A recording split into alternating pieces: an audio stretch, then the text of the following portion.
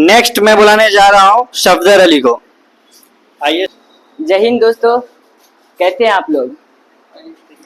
आज हम बताने जा रहे हैं आपको सेफ्टी, व्हाट इज सेफ्टी, सुरक्षा क्या है। सुरक्षा क्या है? सुरक्षा का मतलब है खतरों पर नियंत्रण। सुरक्षा का मतलब है खतरों पर नियंत्रण। हम कोई भी काम करते हैं जिसमें खतरा होता है, उसे ज़्यादा रिस्क होता है, उसे हम रोकने की कोशिश करते हैं। जैसे कि हम लोग कोई काम करने जाते हैं, कहीं भी कोई काम करते हैं तो ज़्यादा रिस्क लेने की कोई ज़रूरत नहीं है। वहाँ पे क्या है कि हम लोग का खुद का वहाँ पे खतरा और नुकसान हो सकता है। इसीलिए मगर इस रिस्क को रोकने, इस रिस्क को बड़ी आसानी से बहुत सावधानी लेकर बहुत काम किया जा सकता है। जैसे कि इसे हम सेफ्टी मैनेजमेंट बोलते हैं। जैसे दुर्घटना सामान्य है। दुर्घटना सामान्य किसी के भी साथ किसी भी वक्त कहीं पे भी दुर्घटना घट सकती है। और जैसे कि 1% से अधिक प्रकृति आपदा होती है, प्रकृति दुर्घटना आपदा होती है। जैसे कि सैलाब आ जाना, भूकंप आ जाना, बारिश आती है, आंधी तूफान आता है। इससे हम लोग कुछ रोक नहीं सकते, कुछ कर नहीं सकते। और जैसे कि कहीं हम लोग का खुद अपना जैसे अपना गलत ये करते हैं, दुर्घटना अपने कारण से करते हैं। जैसे कहीं पे खड्डा खोद दिए और वहाँ पे बैरिकेड का इस्तेमाल ना कि उसे छोड़ दिए, उससे हम लोग का खुद का नुकसान होता है। और जैसे कहीं पे वर्कर काम करने गया, उसने नहीं देखा, उसमें गिर गया, उसका नुकसान होगा, भारी ये नुकसान हो सकता है। और बहुत अच्छा रहा। अब नेक्स्ट बुलाने जा रहा हूँ मैं साजिद को। जय हिंद दोस्तों। खतरा क्या है? खतरा का मतलब है सुरक्षा पर नियंत्रण। सुरक्षा क्या, खतरों पर नियंत्रण। हर काम में खतरा, दुर्घटना होने की संभावना होती है। इसी को बचाने के लिए इसी को इतना काम किया जाता है कुछ 1% तो काम किया जाता है कि इसे हम सेफ्टी कहते हैं। कुछ अधिकतर कुछ खतरा प्राकृतिक और दैविक आपदाओं से होती है। कुछ ना कुछ खतरा हम लोग ही करते हैं ज़्यादातर। जैसे गड्ढा खोदकर बैरिकेड ना लगाएं जिससे आगे चलकर तो याद नहीं भूल गया था।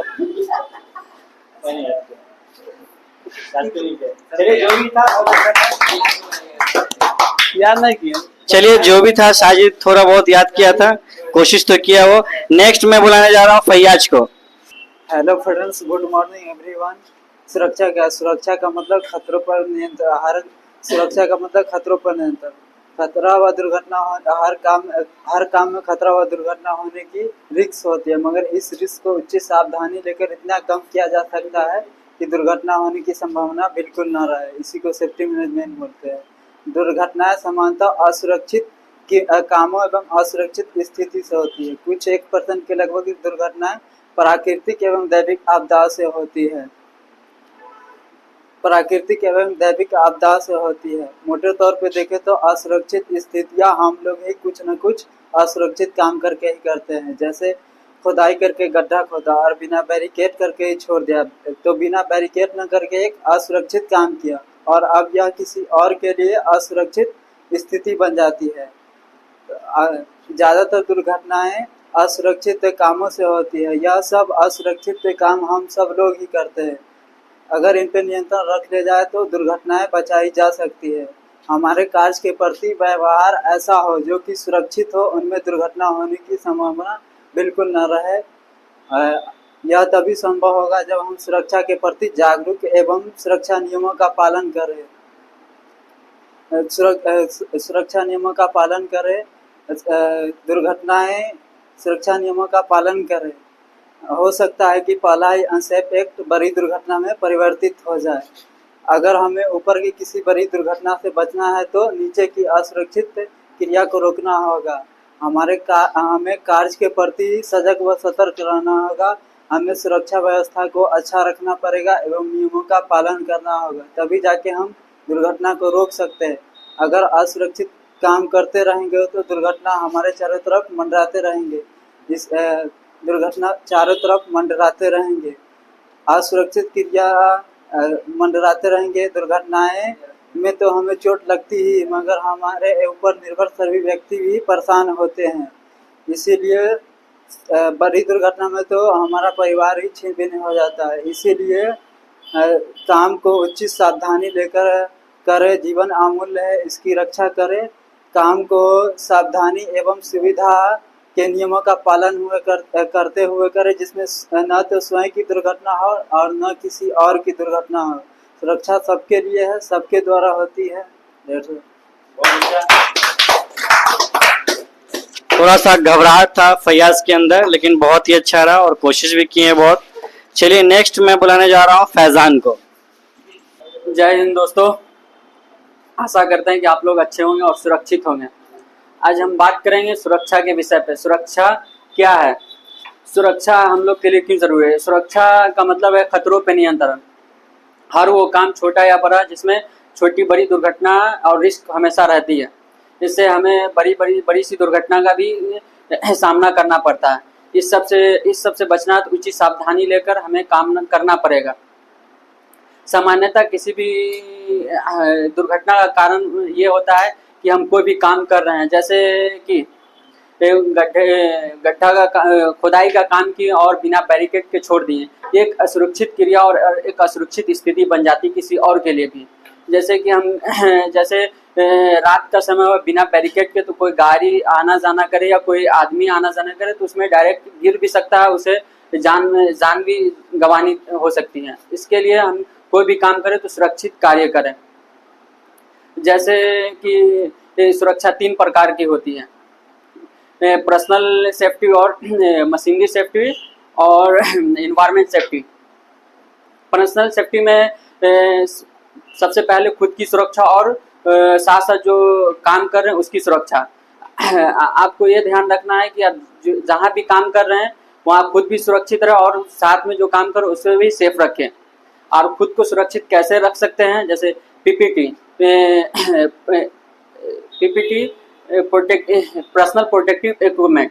पर्सनल प्रोटेक्टिव इक्विपमेंट में क्या क्या आता है, जैसे helmet, apron, full body harness, shoes, sunglasses, gloves, ये सब आते हैं। और हेलमेट का उपयोग हम वहाँ पे कर सकते हैं जैसे कि हम कहीं जा रहे हैं या सेफ्टी इंडस्ट्री में कहीं पे वर्क कर रहे हैं, तो किसी भी वर्कर कोई हाई ऊंचाई पे काम कर रहा है तो उसका इक्विपमेंट नीचे स्लिप करके किसी कारणवश गिर भी सकता है, तो कभी सर पे गिरे तो उस चीज़ से हम बच सकते हैं।